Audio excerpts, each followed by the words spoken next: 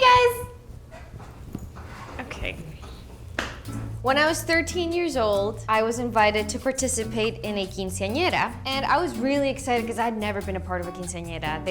I had heard so many great stories. You meet cool people, it's a lot of fun, it's a lot of food. I was like, hell yeah, sign me up. So I get there, and it's a bunch of people that go to the same church, and they're all super sweet, super duper nice. Then I see this guy that I really, really like, and his name was Adam. Y'all know that's not his real name, but I have to change it because I'm not trying to embarrass myself here more than I already do. So anyway, he was 17 years old and I was 13. I know there's an age gap, don't worry about it. So he danced really, really good. He danced salsa. He was Puerto Rican, and I was like, damn, he looks really good. And he wasn't the most good looking guy, but he could dance. And I was super impressed by any guy that could dance. You know, I would go to rehearsals every Saturday, and then one day they were like, oh, you should come to our church, because they were all part of the same church. And I was like, I mean, sure, I guess. I had never really been part of a Christian church. I'm like, okay. So I went there.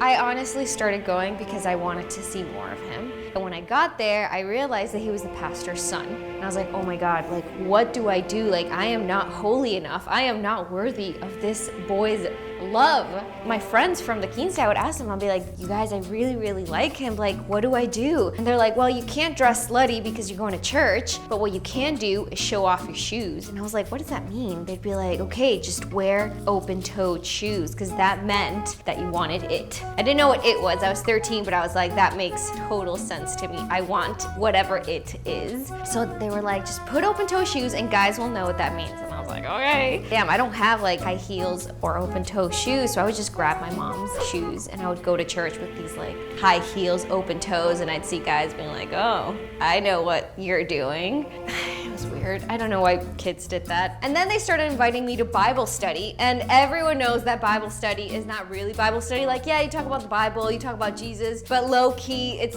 for the teens. It's like a teens single mixer. That's where you went to flirt. Teen Christians are just as horny as regular teens, so. And on Sundays, whenever they would play those intense Christian songs, I'd be like, okay, I need to be holy for him. So what I would do is I would start praying and raise my hands and really praying to Jesus. And I would have tears coming down my eyes because I felt the Holy Spirit.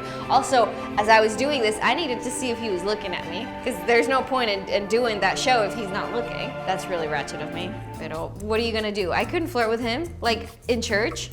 And he needed to know that I was holy enough for him. Little did I know that he wasn't really holy, he was really a hoe. That's right. He was flirting with all the little girls in church. So one night after Bible study, he goes up to me, he goes, hey Laura, I like you. And I'm like, what? You mean, do you like me? Again, I was 13 years old. He was 17, so he was like, haha, yeah. I like you. And I was like, okay, I thought instantly he was my boyfriend. In my head, if someone tells you they like you, they're your boyfriend and that's it, you start going out with them. So I was like, oh, what does that entail of? He's like, you're too young right now, but on your 15th birthday, I'll give you a kiss. And I'm like, damn, I was like, oh, I can't wait for my 15th birthday. My 15th birthday comes and Katrina hit Florida. So I couldn't have a real quince, everything got canceled. So we tried doing it the week after, but not a lot of people came. He came for 10 minutes, ate food, and then said, see you around.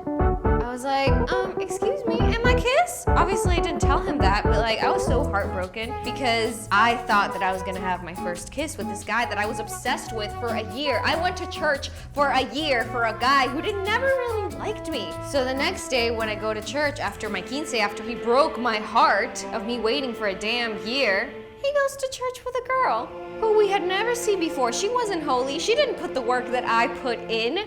I was like, bitch, did you cry for Jesus? No. Did you wear open-toe shoes? No. She was wearing sneakers. And she did not steal his Bible or brought food, sometimes, that I would eat. That's TMI without it.